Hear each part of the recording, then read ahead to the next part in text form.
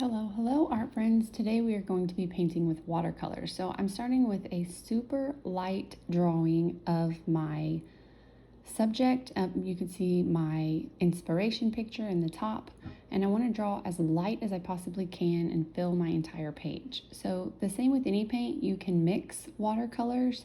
So I started by mixing a pink using red, two different shades of red, and a lot of water. Remember, we have to add water to make the watercolor.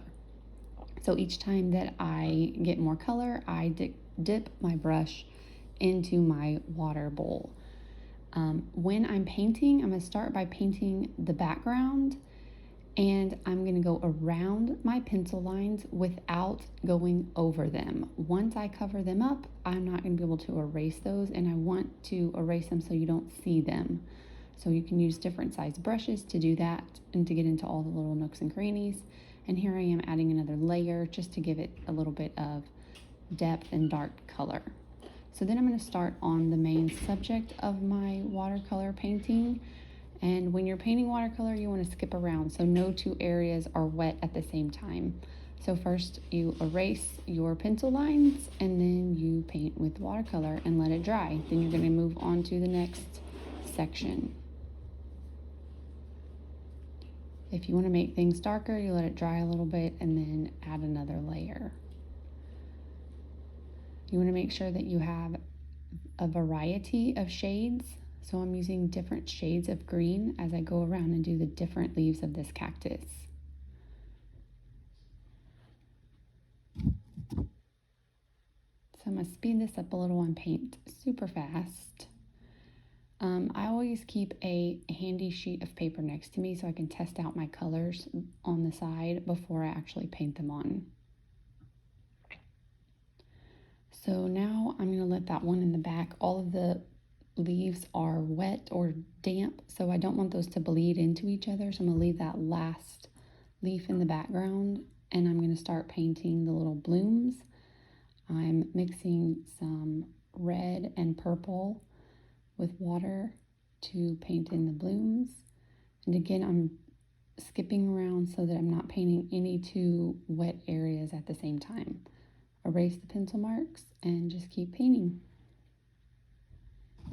So once I have all of that done, I'm going to go in and add other layers to add some darks to, or some shadows to my painting. So I'm just going around and touching up where I think there needs to be a little bit of a shadow. I'm adding another layer to each of the blooms and to each of the leaves. You want to think of your objects as separate things and figure out where the shadows would be for that. This is where having your inspiration picture next to you comes in really handy, so you can see where those shadows and dark areas are. So once I have let that completely dry, I'm going to use my colored pencils to add a little bit of detail and a little bit more shading, kind of touch up where my watercolor blobs are. So here I am testing out the colors. I want a variety of lights and darks, and I'm just going to go around and add a little bit. Notice that I'm not coloring in the entire area with colored pencil. I'm just using this to touch up. So I'm adding shadows for the pink. In the first part where I did the green leaf, I colored the lightest green I had, and then it wasn't light enough, so I used a cream colored or white color pencil to go over it and kind of help blend it in.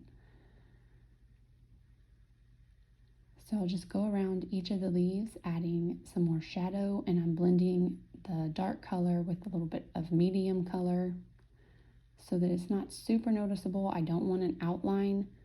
I just want to help add a little bit of dimension with shadows. So notice that I'm using dark and medium colors and blending those out so that it doesn't look like a perfect line.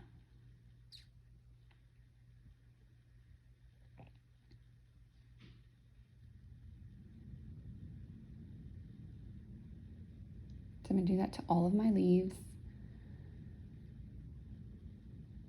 And then once you have that finished, you can add in details.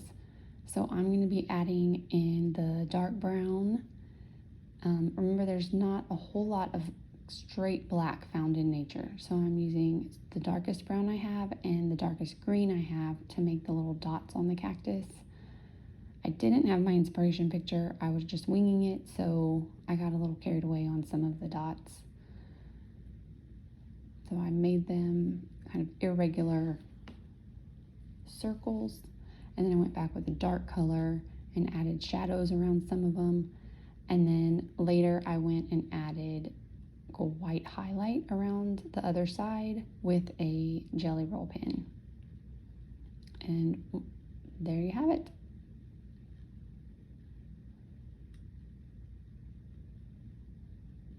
So have fun and happy creating, friends.